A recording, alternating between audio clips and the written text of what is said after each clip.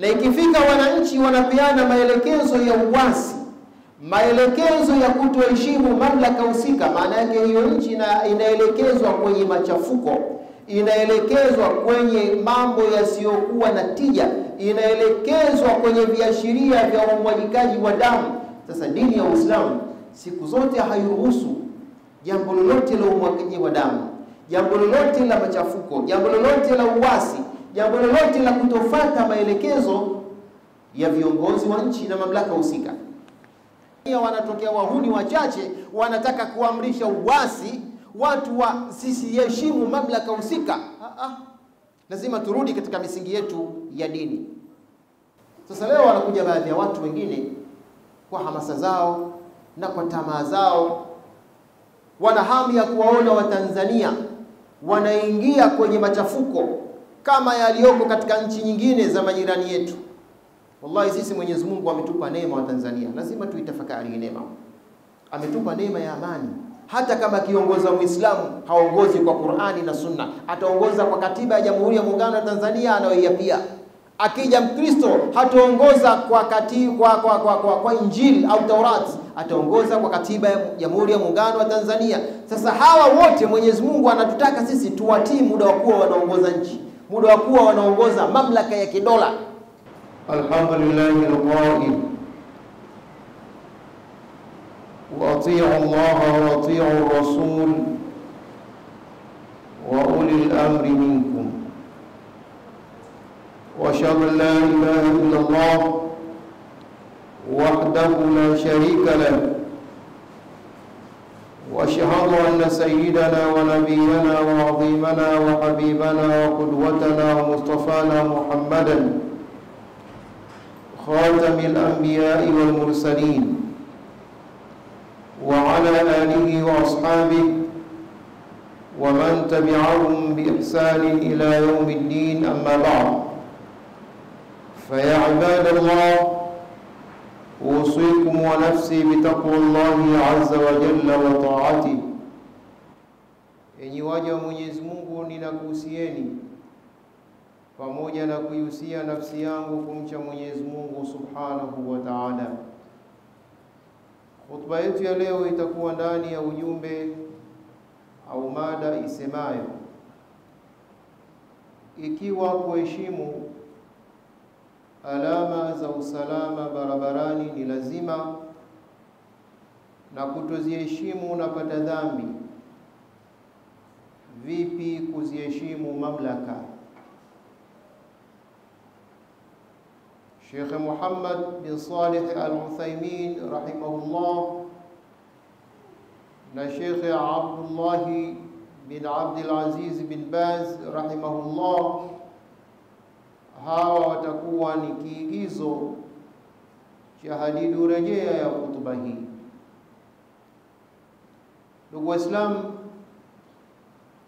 kuna mkanganyiko mkubwa sana ulioko duniani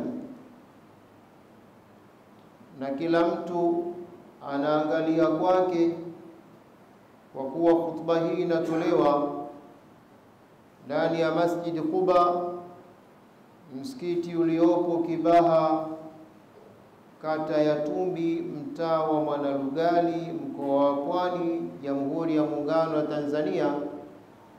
Basi na sisi tunaipapania Tanzania yetu.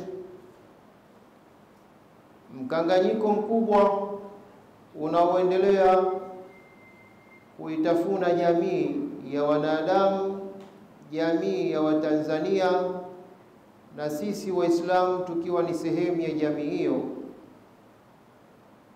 ni ule upotoshaji wa baadhi ya watu ambao hawana uelewa, hawana misingi ya Uislamu iliyokuwa sahihi, na badala yake wanampima Mungu vile ambavyo akili zao wao zinataka, jambo ambalo limekuwa linasababisha ukosekanaji wa utii ndani ya familia, ndani ya taasisi bali hata ndani ya mamlaka za kinchi, kwa sababu utii ukikosekana ndani ya familia, maana yake alokosa kutiiwa ndani ya familia ile atakuwa ni mmoja ya wazazi wawili, ima baba hakutiiwa maelekezo yake au mama hakutiiwa maelekezo yake. Na unapokosa kuzitii mamlaka hizi za kifamilia za wazazi wawili, maana yake wewe tayari ushajipa kimali cha kutotii mamlaka nyingine yote nje ya familia. Kwa hiyo kiongozi wa mtaa hutomtii, kiongozi wa kidini hutomtii, bali kiongozi wa nchi au viongozi wa nchi hutoweza kuwatii kwa sababu tu ya vile ambavyo wewe nafsi yako inataka. Mwenyezi Mungu Subhanahu wa Ta'ala ndani ya Qur'an katika suratu Nisa aya 59 anasema, ya ayyuhalladhina amanu, enyi mloamini. Tunatakiwa kutega sikio wale ambao tunaoitwa kwa kofia ya imani. Enyi mloamini, atiu Allah, mtiini Mungu, wa atiu rasula, na mtiini mtume, wa ulul amri minkum, na wale wenye mamlaka katika nyinyi. Wa ulul amri minkum, na wale wenye majukumu, wenye uongozi katika nyinyi. Hapa Mwenyezi Mungu Subhanahu wa Ta'ala anazitambulisha mamlaka kuu tatu ambazo zinatakiwa kutiiwa. Mamlaka ya kwanza ni mamlaka ya Mungu mwenyewe, kwamba tumtii Mungu kwa yale yote ambayo ametuamrisha na yale yote ambayo ametukataza. Lakini mamlaka ya pili, tumtii Mtume Muhammad sallallahu alayhi wa alihi, ambaye ndo amekuja kutubainishia yale aliyotumwa na Mwenyezi Mungu Subhanahu wa Ta'ala. Lakini mamlaka ya tatu, kuwatii viongozi ndani ya jamii yetu husika, viongozi wanaosimamia majambo yetu, ulatul umur, viongozi wa mambo. Hawa tunatakiwa kuwatii. Muda wa kuwatii kwao hakutupelekei kumaasi Mwenyezi Mungu Subhanahu wa Ta'ala, kwamba hatupaswi kuwatii katika mambo ya kumaasi Mwenyezi Mungu Subhanahu wa Ta'ala, ila yale mambo ambayo hayana maasi ndani yake. Sasa baadhi ya watu ambao hawakusomeshwa, hawakukaa katika vituo vya kutolewa mafunzo ya Islamic knowledge, wamesoma juu kwa juu, wanailetea utenganisho hii aya pale wanaposema kwamba enyi mloamini, mtiini Mungu na mtiini mtume na wenye mamlaka katika nyinyi Waislamu. Yani wanaotakiwa kutiiwa katika mamlaka kwa tafsiri yao wao isiyokuwa sahihi ni wale ambao viongozi waliokuwa Waislamu na wasiokuwa Waislamu wasitiiwe. Hiyo ni tafsiri potofu, kwa sababu Mwenyezi Mungu katika ulimwengu huu anajua kuna watu, anajua kuna Waislamu, anajua kuna waumini, anajua kuna manasara, anajua kuna Mayahudi, na anajua kuna watu ambao wao hawana dini kabisa na wala yeye hawamkubali. Na Mwenyezi Mungu anatoa mwongozo wa yoyote atakayekuwa na mamlaka katika hawa. Ikifika mahala Muislamu amekuwa na mamlaka, anatakiwa kutiiwa. Ikifika mahala Myahudi amekuwa na mamlaka, anatakiwa kutiiwa. Ikifika mahala Mnasara ana mamlaka, anatakiwa kutiiwa. Na kwenye taasisi zetu za kiroho za kidini, huko taa ndio inatakiwa ijitokeze waziwazi. Kwa hivyo, kutokana na mkanganyiko huu, ndio maana tumewachukua mashekhe wa tukufu wawili, mashekhe ambao wanapimika na wanakubalika katika matabaka mbalimbali ya Uislamu. Sheikh Muhammad bin Saleh Al-Uthaymeen, Mungu amrehemu, na Sheikh Abdullah bin Abdul Aziz bin Baz ambaye alikuwa ni mufti mkuu wa Mamlakatul Arabiyyah Saudia.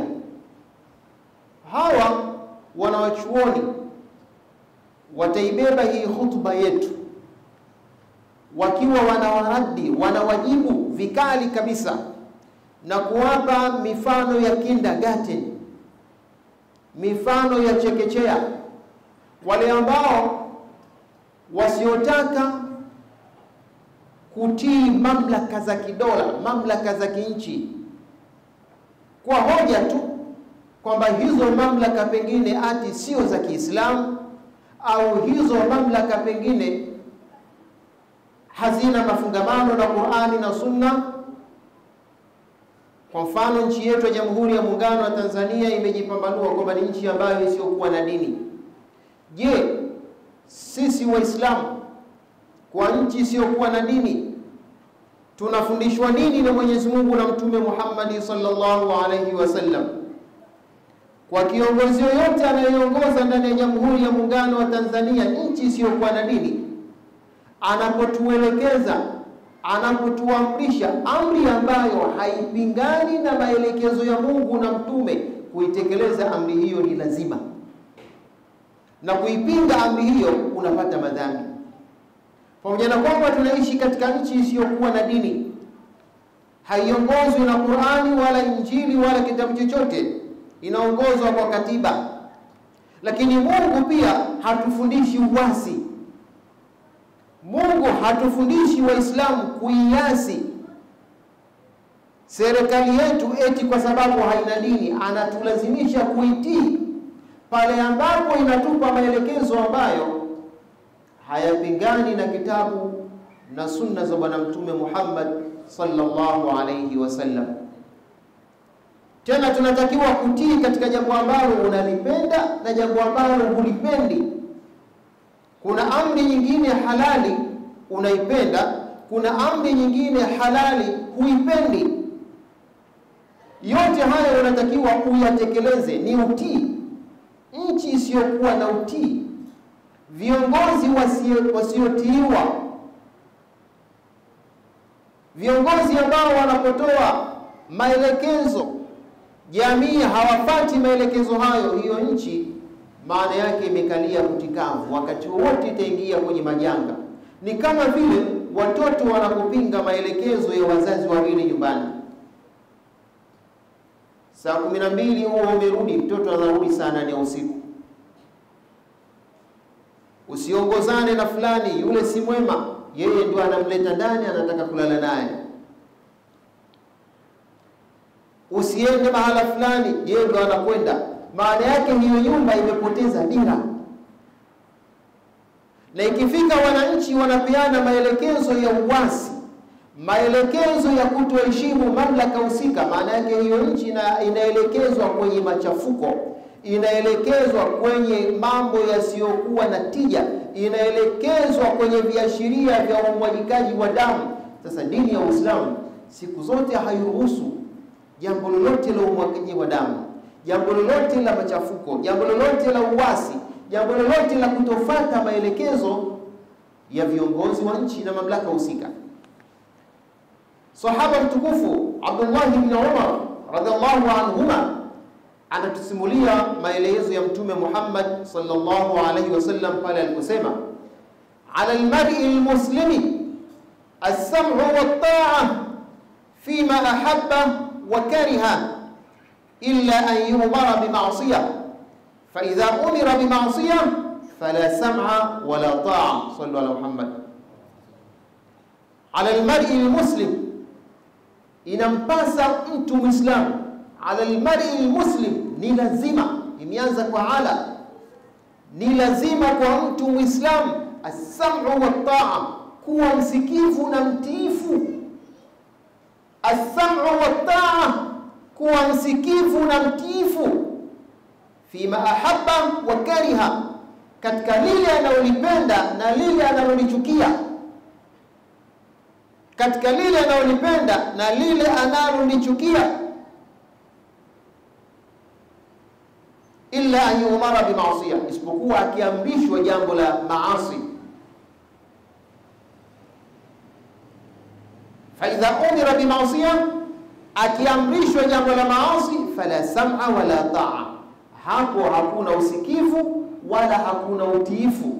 Pale ambapo tukiamrishwa haya, Waislamu wote kuanzia sasa hivi kunywa pombe, zinaa ni lazima kufanya, yale madhambi manake tunashurutishwa lazima tuyatende, kipindi hiko hakuna kutii na wala hakuna usikivu, kwa sababu tumeamrishwa jambo la maasi. Lakini tunapopewa maelekezo halali ambayo si ya kimaasi, kuyatii maelekezo hayo yanayotoka kwa mamlaka, yanayotoka kwa viongozi wa kidini, kutii ni jambo la lazima. Sallu ala Muhammad. Na kwa asi ni kupata madhambi. Ndio maana tukasema hawa mashekhe wawili, Sheikh Muhammad bin Salih al-Uthaymeen na Sheikh Abdullah bin Abdul Aziz bin Bazi, kwa pamoja hawa wamehusika katika kukitafsiri kitabu kipendwa cha hadithi kinachoitwa Riyadhus Salihin. Hawa mashekhe wawili walihusika kwa pamoja kukisherehesha na kukifafanua. Kwa hivyo wakaweka katika topic zilizomo katika Riyadhus Salihin, wajibu wa kuwatii viongozi wa mambo, viongozi wa mamlaka. Katika topic hiyo wametiririsha aya, wametiririsha ahadith ambazo zimeletwa na Imamu Nawawi, na wao wakawa wanazifafanua zile hadithi, kisha wakafika mahala wakawa wanafunguka. Katika kule kufunguka kwao hawa mashekhe wawili, ndipo tulipoitengeneza mada isemayo, ikiwa kuziheshimu sheria za usalama barabarani ni lazima, na kuto kuziheshimu humpatia dhambi yule ambaye amezivunja na kutoziheshimu, iweje kuziheshimu mamlaka? Hawa wanawachuoni wamefika mahala katika kusummarize ukubwa na upana wa kuwatii viongozi. Wanasema ikiwa kuzitii alama za usalama barabarani ni jambo la lazima, na yule ambaye asiyozitii alama za usalama barabarani anapata dhambi, ni vipi kuwatii viongozi wa mamlaka? Maana yake kuwatii viongozi wa mamlaka mimbabi aula ni jambo ambalo lilikuwa bora sana, kama tutakavyokuja kuona. Mtume Muhammad sallallahu alayhi wasallam katika hadithi nyingine anaeleza kwamba man ata'ani faqad ata'a Allah, mwenye kunitii mimi mtume amemtii Mungu. Ukimtii mtume umemtii Mungu. Wa man asani faqad asa Allah, na mwenye kuniasi mimi mtume amemwasi Mungu. Alafu wewe unafika mahali unasema mtume ni mtu kama mimi tu bwana, mtume ni mtu wa kawaida tu, mtume ni mtu wa kawaida tu bwana. Ni watu wa maulidi nyie bwana mnamsifia sana mtume mpaka mnataka kumpa uungu. Sisi hatumpi uungu mtume, tunamfikisha pale ambapo Mungu mwenyewe amemfikisha Mtume Muhammad sallallahu alaihi wasallam. Mtume anasema mwenye kunitii mimi amemtii Mungu. Haya, tuambie na wewe, unayesema kwamba mtume ni mtu kama mtu mwingine, mtume ni sawa sawa na mimi tu, je, mtu akikutii wewe amemtii Mungu? Wa man asani faqad asa Allah, na mwenye kuniasi mimi mtume amemwasi Mungu direct, moja kwa moja. Wa man yuti'i al-amira faqad ata'ani, mwenye kumtii kiongozi amenitii mimi. Waislamu tunahitaji kukaa tusome. Tusisome kupitia Google. Mwalimu Google hatoi maelekezo mazuri. tusisome kupitia mitandao ya kijamii. Tukae chini. Mwalimu unamuona na kusomesha, mwalimu unamuona na kusomesha, unamuuliza swali anakujibu. Mtume anasema wa man yuti'i al-amira faqad ata'ani, mwenye kumtii kiongozi amenitii mimi. Wa man ya'si al-amira faqad asani, mwenye kumaasi kiongozi ameniasi mimi. Kiongozi, kama tuna kiongozi wetu hapa serikali ya mtaa, awe Muislamu, awe Mkristo, awe Myahudi, awe mpagani, kama anatupa maelekezo wakazi wa mtaa wa Mwanalugale, jamani, kwa hali iliyokuwepo, kesho tujitokeze wote tukazibue mfereji wa maji machafu, vinginevyo tutasababisha maradhi na magonjwa. Amri ile kuitii ni wajibu, na Muislamu anayesali sala 5 akipuuza amri ile ati kwa sababu imetolewa na kiongozi wa serikali ya mtaa, tena sio Muislamu, athimun, anapata madhambi. Sallallahu alaihi Muhammad. Yani huu ndio Uislamu. Uislamu unatuelekeza namna hii. Mkuu wa wilaya ametoa maelekezo halali, jamani, kila nyumba ihakikishe inakuwa na shimo la taka. Kutekeleza ile amri ni lazima, na asiyetekeleza anapata madhambi. Huwezi ukasema kwamba huyu mkuu wa wilaya simuone katika Qur'ani wala simuone katika hadithi. Huo ni umbumbu wako. Mkuu wa mkoa anapotoa maelekezo, jamani, ndani ya mkoa wangu kuna 1, 2, 3, kila mkazi ndani ya mkoa wa Pwani atekeleze. Muda wa kuwa yale maelekezo si dhambi, kutekeleza ni lazima, na usipotekeleza fa anta athimun, unapata madhambi. Waziri, wakurugenzi, na hivyo hivyo mheshimiwa rais wa nchi. Rais wa nchi anapotoa maelekezo yake halali, kuyafuata ni lazima. Kama yale maelekezo hayana chembe ya kumaasi Mungu, maelekezo ya kiongozi wa nchi anapoelekeza raia wake, jamani, tunatakiwa tufanye 1, 2, 3, maelekezo ya rais wa nchi kuyafuata ni wajibu. Na ukiyadharau ukakosa kuyafuata, fa anta athim, wewe unapata madhambi. Ndio maelekezo haya. Sasa Sheikh Muhammad bin Salih al-Uthaymeen rahimahullah na Sheikh Abdullah bin Abdul Aziz bin Baz rahimahullah, hawa wote wawili leo wanatubebea ujumbe kwamba ikiwa kuziheshimu alama za usalama barabarani ni lazima, na unapata madhambi kwa kutoziheshimu, vipi kuziheshimu mamlaka? Vipi kuziheshimu mamlaka?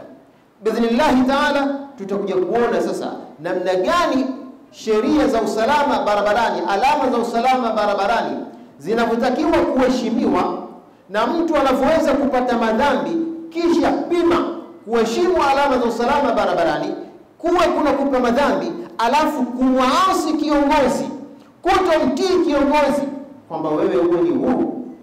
Hili jambo ambalo halipo. Wal asr innal insana lafi khusr illa alladhina amanu wa amilus salihati wa tawasaw bil haqqi wa tawasaw bis sabri. Barakallahu li wa lakum bil Qur'anil azim wa nafa'ani wa iyyakum ma fihi min al ayati adh-dhikril hakim. Aqulu qawli hadha astaghfirullaha al azim li wa lakum fastaghfiruhu innahu al ghafurur rahim wal barrul karim. Sheikh Abdullah bin Abdul Aziz bin Bazi rahimahullah, hawa wawili walipokuwa wanaitafsiri Riyadhus Salihin, kitabu ambacho Sheikh Sharafuddin al-Imam an-Nawawi, ambacho kinaendelea kutafsiriwa katika lugha mbalimbali, ni kitabu ambacho kimepata umashuhuri kutokana na uchamungu na ikhlasi ya mtunzi mwenyewe. Walifika mahala wakasema maneno yafuatayo, na mimi ninanukuu nassan baina al-qausain, kati ya bracket mbili, ninanukuu maneno yao ambayo wanaonesha namna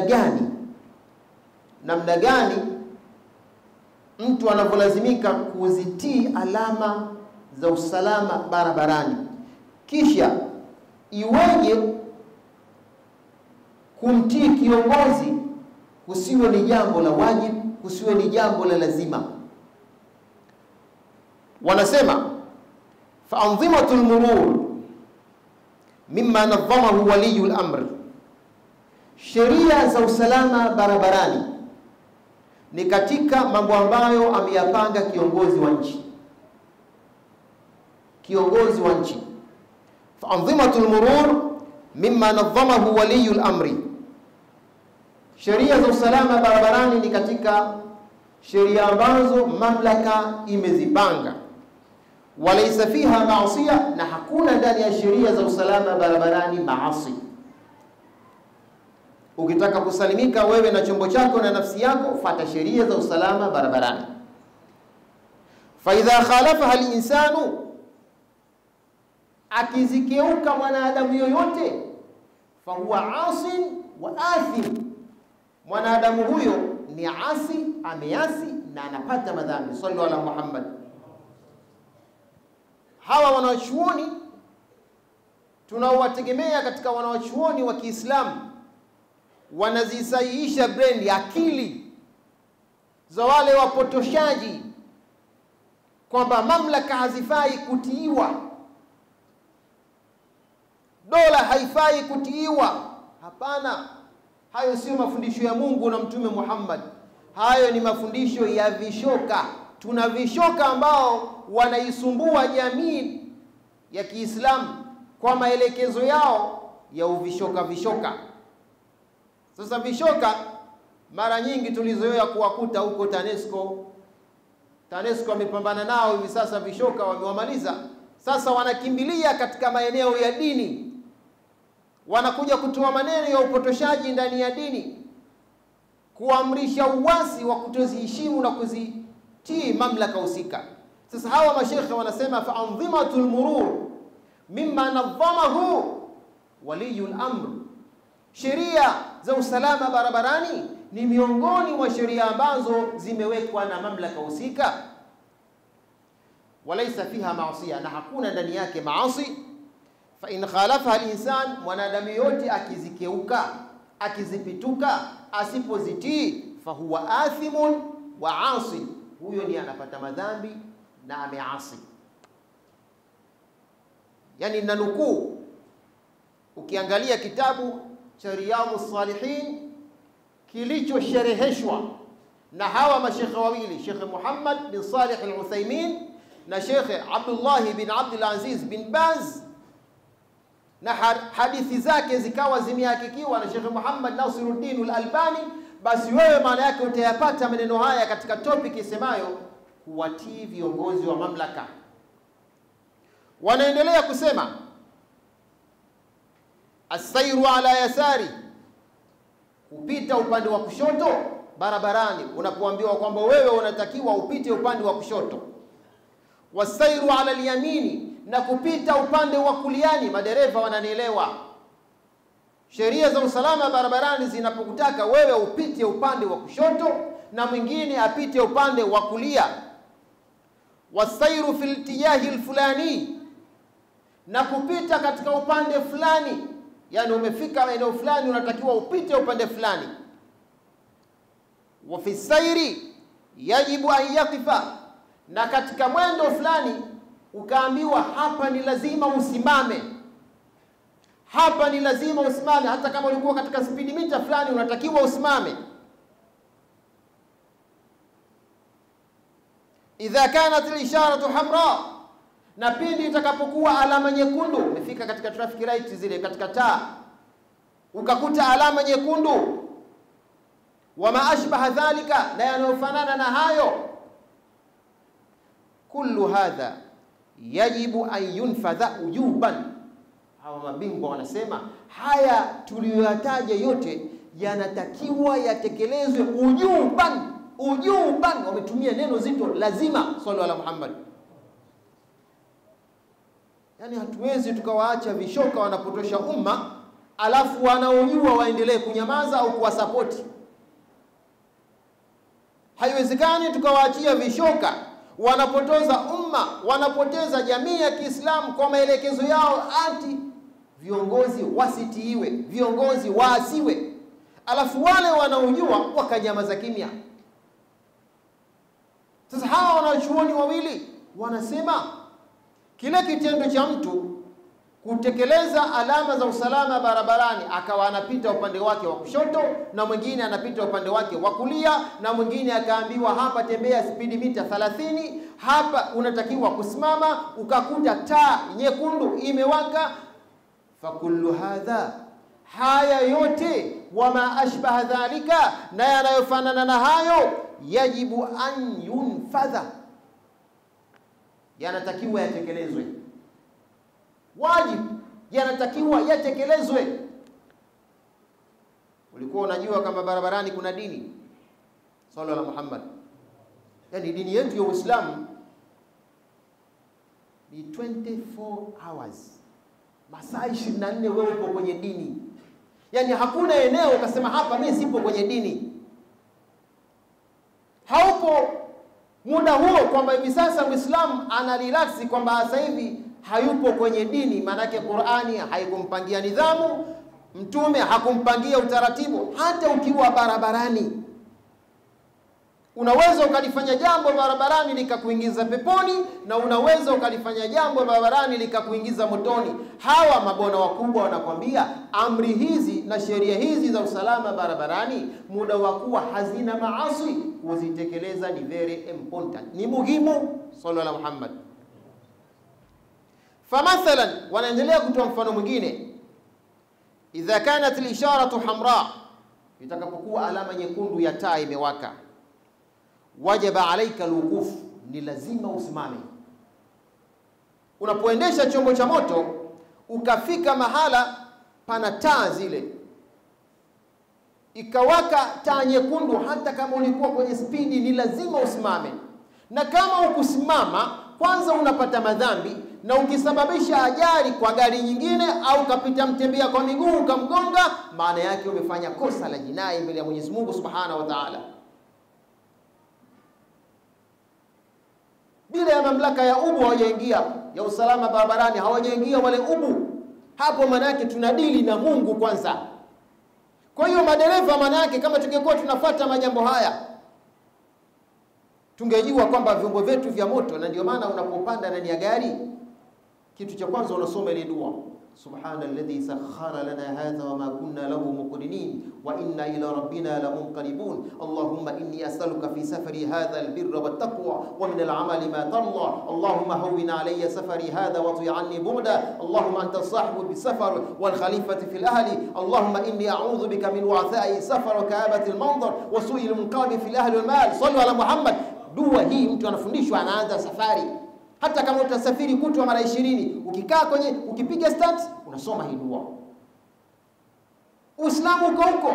Sasa leo asije mtu akawa anatuamrisha uasi, tuasi viongozi wa kimamlaka katika amri halali. Hili ni jambo ambalo halikubaliki katika dini ya Uislamu. Sawa sawa kiongozi Muislamu, sawa sawa kiongozi Mkristo, ni lazima tutekeleze. Tutakosa kutekeleza amri ambayo ni ya maasi tu, idh la ta'ata li makhluqin fi ma'siyati al-khaliq, hakuna kumtii kiumbwa katika kumaasi muumbaji. Tukiamrishwa jambo la maasi hatutaweza kulitekeleza. Kwa hivyo Sheikh Muhammad bin Salih al-Uthaymeen na Sheikh Abdullah bin Abdul Aziz bin Baz wanasema ukiikuta alama nyekundu lazima wajaba alayka al-wuquf, inapasa kwako kusimama. Kisha wanafika mbali sasa, wanakufundisha ile masomo ya kindergarten. La taqul, usije ukasema wewe. La taqul, usije ukasema ma amara Allah bidhalika, Mungu hajatuamrisha ndani ya Qur'ani tukikuta taa nyekundu imewaka barabarani tusimame. Yaani kuna wajinga hawa namna hii kwamba alama nyekundu imewaka, yeye anasema Mungu katika Qur'ani wala hadithi hakuna, kwa hiyo mimi napita tu. Ndio tukasema kwamba tusomeshwe na Google, tukae chini kama unavyompeleka mtoto wako anasoma KG miaka 3, primary school miaka 6 7, level advance miaka 5, chuo kikuu, na Uislamu ndio hivyo hivyo. Sasa tatizo dini ya Uislamu inaonewa na watu ambao hawataki kusoma Uislamu kisha wanataka kuhudumu Uislamu. Problem iko hapo. Huko kwenye mambo ya kisekula mtu anakwenda kukaa chini. Hatujaona hata siku moja Waislamu wakimjadili daktari bingwa anayefanya upasuaji wa tezi dume au mshipa wa enia wakamweka kitimoto. Huwezi ukaukuta mjadala sokoni watu wanauza nyanya na biringanya ati wanamjadili Profesa Janabi, ati wanamjadili profesa wa mambo ya mifupa. Hakuna, lakini utakuta wanalijadili jambo la Mungu. Tena huku wanasema mimi sijasoma dini kabisa, lakini huniongope chochote kwenye dini. Dini sijasoma kabisa, lakini huniongope chochote katika dini. Kuonesha kwamba katika eneo la dini ni eneo ambalo liko wazi, kila mtu ana uwezo wa kutoa fatwa. Hata akikaa na shekhe nimeulizwa swali, ngoja kwanza shekhe nijibu mimi. Unajua nini? Sallu ala Muhammad. Ndio maana tunaleta hizi mada za Uislamu asilia ili watu wafike mahali na Uislamu huko nako umefika mpaka huko. Masaa 24 yote ukienda chooni Uislamu unakuambia uingie vipi. Ukitoka chooni Uislamu unakuambia uingie vipi. Ukiingia msikitini Uislamu unakuambia uingie vipi. Ukitoka msikitini Uislamu unakuambia uingie vipi. Ukienda sokoni Uislamu uingie vipi. Ukitoka nje ya soko, ukienda kwa kiongozi, unakwenda mahakamani, ingia vipi kwa hakimu, toka vipi kwa hakimu. Sallu ala Muhammad. Dini yetu ya Uislamu. Ukipanda gari, ukishuka, umekuelekeza. Sasa haiwezekani Uislamu uione Jamhuri ya Muungano wa Tanzania wanatokea wahuni wachache wanataka kuamrisha uasi, watu wasiheshimu mamlaka husika. Lazima turudi katika misingi yetu ya dini. Kwa hiyo hawa wakubwa wanasema la takun, usiseme ma amarana Allahu bidhalika, Mungu akutuamrisha tusimame barabarani kwa ajili ya taa nyekundu.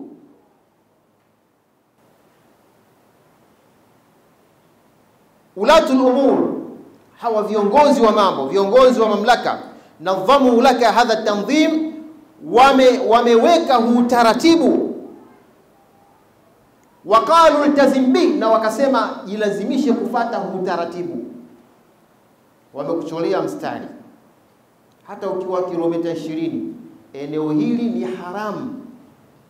Eneo hili ni haramu kuovertake. Wewe ukiovertake, ukisababisha ajali, wewe unapata madhambi. Sallu ala Muhammad. Eneo hili ni haramu kufanya jambo fulani. Eneo hili tembea kilomita fulani.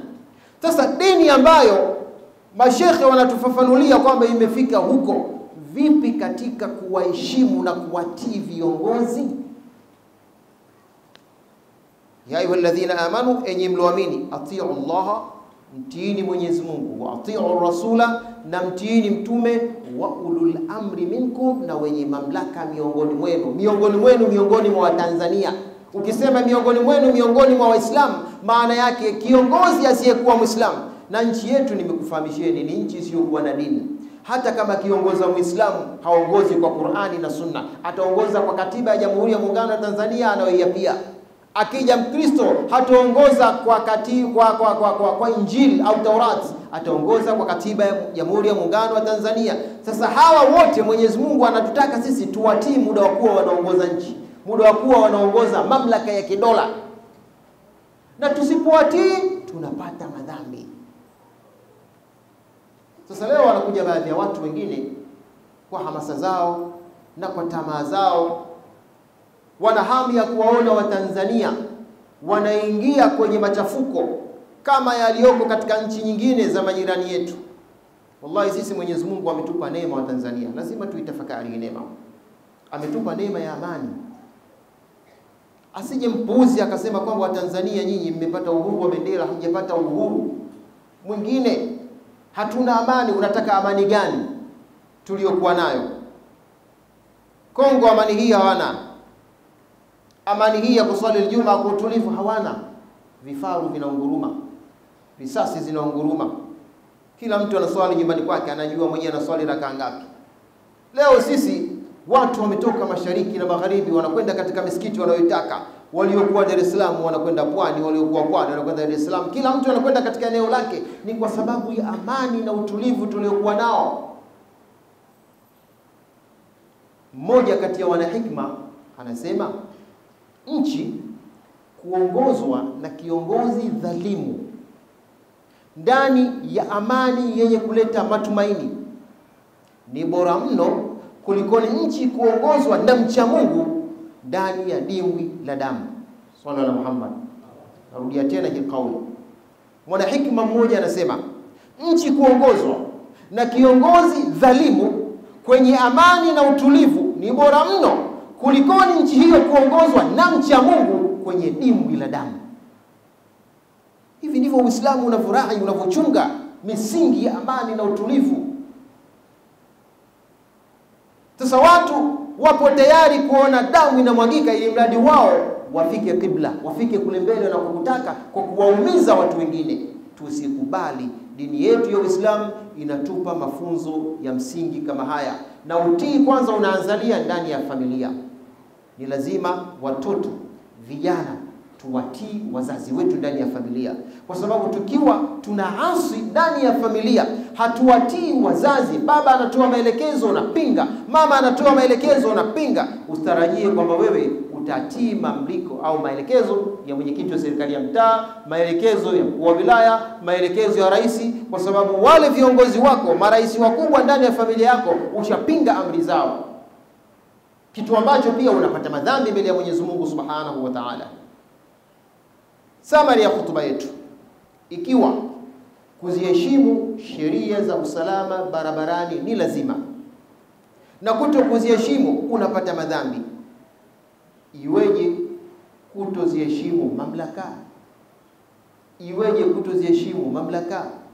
Maana yake kuziheshimu mamlaka ni jambo kubwa, ni jambo bora zaidi. Nimekupeni reference kutoka kwa Sheikh Muhammad bin Salih Al-Uthaymeen na Sheikh Abdullah bin Abdul Aziz bin Baz aliyekuwa mufti wa Saudi Arabia miaka ya nyuma. Hawa wakiwa wanaifanyia sharh, wanaifafanua, wanaitafsiri Riyadhus Salihin, kitabu kikubwa kabisa. Basi katika topiki ya kuwatii viongozi wa mamlaka wameleta haya maelekezo yao, maelekezo ambayo sisi tumepata khutba ya kuwakumbusha jamii mbalimbali duniani kwamba tunapaswa kuziheshimu mamlaka husika. Ndiyo dini ya Uislamu inavyotuelekeza. Inna Allaha wa malaikatahu yusalluna ala nabi ya ayyuhalladhina amanu sallu alayhi wa sallimu taslima. اللهم صل على محمد وعلى آل محمد كما صليت على إبراهيم وعلى آل إبراهيم وبارك على محمد وعلى آل محمد كما باركت على إبراهيم وعلى آل إبراهيم في العالمين إنك حميد مجيد.